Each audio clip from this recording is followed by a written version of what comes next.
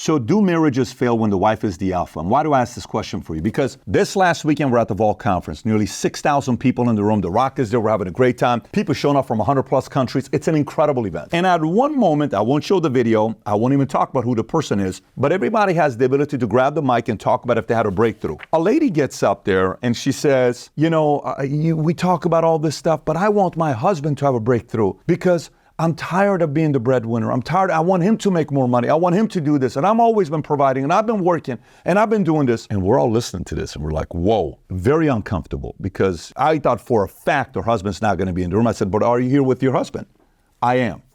I said, does your husband have your permission to speak? Everybody kind of looks at her. And I said, here's all I'll say. I'll give you 5 seconds, sir. I don't know who he is because I don't know where he's sitting. And she kind of looks to her left, but I don't know where it's sitting because they're pointing. I said, I'll give you 5 seconds if you want to speak. If not, I'm going to move on because I don't want to put you on the spotlight. I go 1, 2, 3, 4, 5. He doesn't stand up. I said, no problem. Marriage is hard. It's not easy. Do your thing. We'll move on. And the next, topic of discussion, I said, if you guys want to open up the next day and talk about it, we'll be here. If you don't, totally get it as well. Next day, they don't come to the mic. Everybody was waiting for it. Everybody knew. Nothing happens. We continue. So then the conversation starts. Well, we're going to dinner. Does it work? Does it not work? I don't know. This is not about this. It's not about what's wrong with that. What's wrong if the woman's the alpha and all this other stuff? Look, I got a bunch of different data for you. 70% of divorces are initiated by the wife. I got some data and I got some points on if it's a good idea or not. And at the end of the day, if you agree with me, give it a thumbs up and subscribe to the channel. If you don't agree with me, comment below and let us know how you feel. All right, so let me show you some data here from 1972 till 2022. Husbands being the main breadwinner, wives being the main breadwinner, and egalitarian, which means the husband and the wife make 40 to 60% of the household income together. And if those statistics have gone up, have gone down, what it looks like. So here's what it looks like. The black are husband's primary or sole breadwinner, okay? Pink is egalitarian. They both make money. Yellow is wife as the primary or sole breadwinner of the household. In 1972, 85% of husbands were the primary breadwinner. In 1972, egalitarian was only 11% husband and wives, and wives were only 5%. Remember, this was only 52 years ago. Fast forward to today, husbands dropped 30% from 85% to 55%.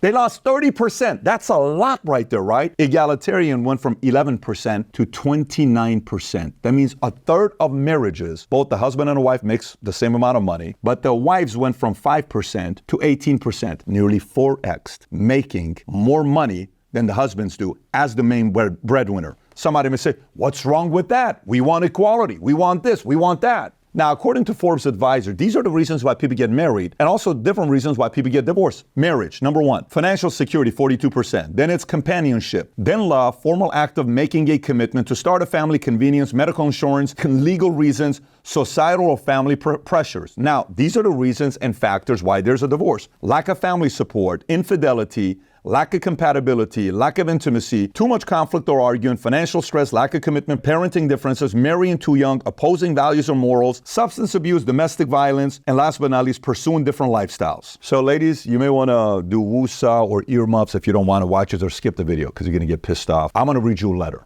Okay, this is an article from Glamour. It's an open letter. And the title of this article says, an open letter from an alpha woman unable to love. Okay.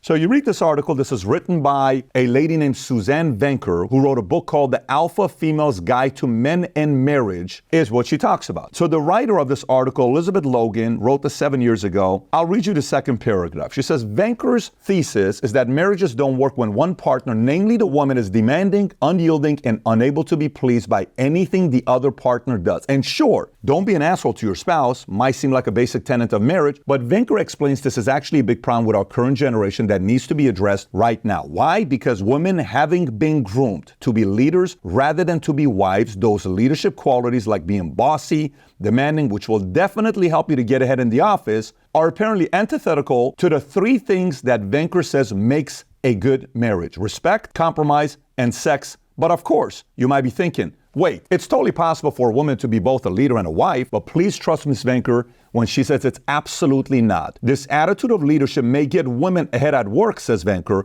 but when it comes to love, it will land them in a ditch. Don't ask what the hell attitude of leadership is supposed to mean. Just go with her on this one. Work skills are the opposite of love skills, okay? The more you work, the less you love. Got it? Why did I think it was a good idea to bring a cover letter and resume on a date? Why do I pester every boyfriend with weekly timesheets and ask to be reimbursed for all expenses incurred on the job? All right, because I'm a workaholic monster. Now watch this. She continues, okay? Venker says, every relationship requires a masculine and a feminine energy to thrive. If women want to find peace with men, they must find their feminine. That is where their real power lies. Being feminine isn't about being beautiful or svelte, or even about wearing high heels, although those things are nice. Being feminine is a state of mind. It's an attitude. She continues, in essence, being feminine means being nice, writes Venker. Niceness by women is the key to the healthy relationships that women are solely in charge of maintaining. In case you're not fully convinced of the wisdom of the radical be nice doctrine, Venker has sources. She quotes quite seriously a man named Chuck who once commented on her website, a strong woman is awesome, but she must be inviting and be able to mesh into an actual relationship. Needing to dominate and overpower, that is a no-go. Venker also quotes Jackie Kennedy. There are two kinds of women, those who want power in the world and those who want power in bed. So look, if you want to read the rest of the open letter, you can find it and go through it. But when you talk about egalitarian, husband and wife make about the same amount of money, 40 to 60% of the income, or wife's the breadwinner. If the wife's the breadwinner, you guys choose to have kids. Here's an article from Fortune. Most married women still carrying a heavier burden at home. So paid work, husbands more than wife. Leisure, husbands more than wife. Caregiving, look at wives, more than husbands. Housework, more than husbands. So what happens if you're like, hey, I went to school, I'm going to beat my husband, I'm going to make more money than him, I'm going to do this, I'm going to do that. All right. And you're like, well, my kids are still expecting me to be a mother. And a mother has a burden. They don't want to be an average mother. They want to be a good mother. They want to deliver. Great. And you still are expected to be a wife. It's a lot of work. And you still are expected to be a sister. It's a lot of work. Sisters like to be good sisters, right? You still are expected to be a good daughter. Girls want to be good for their mom and dad as well. It's a different kind of a burden a girl has than a son has, right? And then you have your own things you want to do. Taking care of your health, taking care of yourself. So imagine you're like, I've bought into this concept of beating men. I'm same as you. Equality, feminism. Yes, I can kick your ass and I'm making more money than my brother, than my husband, than my cousin. I'm freaking burned out. I don't want this, but I don't respect the man I marry because now officially I'm the husband, she's a wife. I don't want to be married to a wife. I want to be married to a husband. You indirectly have taken that away from him. Now somebody said, well, this is on the men. Yes, I don't disagree. This is why I recommend men reading the book No More Mr. Nice Guy. It's a tough book, by the way, when you read it. You're going to be challenged a lot, right? But somebody looks at it and say, yeah, I don't know, man. I kind of want my husband to be the husband. And normally that transition of going like this, it's so big because he's been like that to you, gradually going like this. And now you want me to change overnight? Oof, tough to do. Right? And that's exactly what happened at this event. Another lady got up and says, I'm on my second marriage. First marriage was 10 years. Second marriage was 10 years as well. It's probably not going to be working out. It's like, why? Maybe if that's what you're solving for, just money, totally get it. But if it's more than that, it's tough to do. Watch this article here. A couple things on marriage.com. Why this doesn't work out. Wives playing the mother. The wife starts treating her husband like a child. So if the boss babe is making all this money, look at your husband as your son. And you look at your husband and say, you don't respect your son. You didn't marry a man to be your son. You married a man to be your man. You don't look at him like that anymore. It's your son. Hey, clean up. Why don't you do this? Why don't you do that? You talk to your husband like that? You don't respect your husband if you talk like that, right? Compare him to other men. You know what other men do? Emotional manipulation, the aggression, all these other things that's going on, other interests, fighting, comparison, neglecting, and then, you don't do as much as I do. Do you understand what I do for this man? Do you know what I'm saying? Finally, the man is like, dude, listen, man, I can't do this anymore. That's what's going on today. And unfortunately, many women bought into this feminist movement, and there is no, I want to get a refund. Many lost 10 years. Some lost 20 years. Some lost 30 years. Some are in their 60s, not married, no kids, but they're a boss babe. Was that the right choice? If it's what you wanted, all in. But if you're watching this and you're kind of like, man, I do not want that part. Well, you may want to consider changing your strategy before it backfires on you. In most cases like this, the husband is so burned out and the wife is so done that they're like, dude, I don't even know if we can go through this or not. But if you believe in God, you go to church, you have a community you're a part of, and it's a true decision that you guys want to make collectively together and you want to find a way to make it work with your kids, with a lot of effort and focus on it, it could work, but it will be very hard and it will be a lot of work. But for some of you that are maybe single, not married yet, you can always, they say wisdom is when you can borrow from other people's experiences to learn from them. This is an opportunity to be wise, not just smart. Again, ladies, before you come and slash my tires, how dare you make a video like this and make my husband and I argue? Fellas, I'm also talking to you. Why did you let this happen to you? Huh?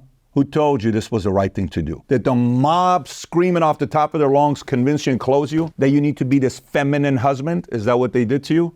Well, listen, you're also part of the problem. I'm not sitting here going after women. It's 50-50. Both of you bought into this nonsensical type of idea. And now you're realizing it's not an idea I wanted to buy into, okay? So if you got value and you agree with this video, give it a thumbs up and subscribe to the channel. Which I don't think it's going to be many of you. But if you're like, screw you, Pat, comment below. I'm going to read all your comments to see what you really have to say. I'll pay attention to your comments. Okay, so if you enjoyed this video, I got another one. You're going to love the title of this next one. You ready for this one? The title of this next one is Why Men Live Harder Lives Than Women. Oh my God, I'm sure the title just fired you up.